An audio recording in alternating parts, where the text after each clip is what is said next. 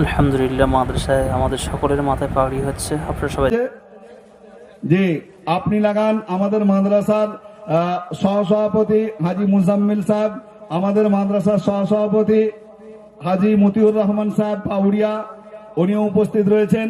সকলেই বরকতি হাত লাগাবেন।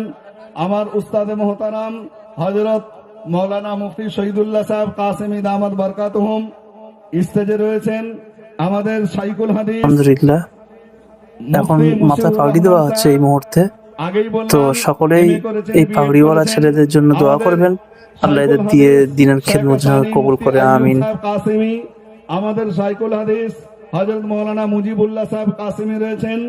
হাফেজ ছাত্রদের যারা অত্যন্ত মেহনত করে ছাত্রদের কোরআনের সিহাত করিয়েছেন। ফজরের নামাজের পরে ক্লাস ছিল যে এরা আলেমে দিন ভাবে শুদ্ধ ভাবে একবারে ওয়ারাত্তিলিল কোরআন মেহনত করেছেন।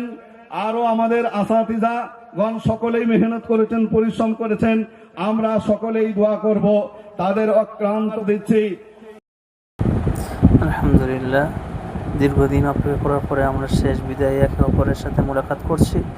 তো এই মোলাকাতে আল্লাহ যেন আমাদের সকলের জীবনে যে সময়টুকু পার করেছে মাওলানা কমপ্লিট করতে, আল্লাহ যেন তার ইবাদতে আমাদের সকলের ইবাদতে কবুল করে নেয়।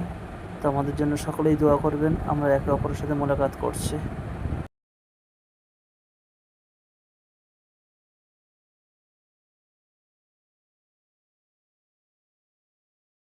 এই ছিল আমার জীবনের সবথেকে গুরুত্বপূর্ণ একটা সময়, যে সময়টা মানুষ চেষ্টা করেও পায় না। আমি বুখারী শরীফের শেষ হাদিস পড়তে পেরে আমি নিজেকে সৌভাগ্য মনে করি। আলহামদুলিল্লাহ, আল্লাহ আমাকে কবুল করেছে। সবাই আমার জন্য দোয়া করবেন।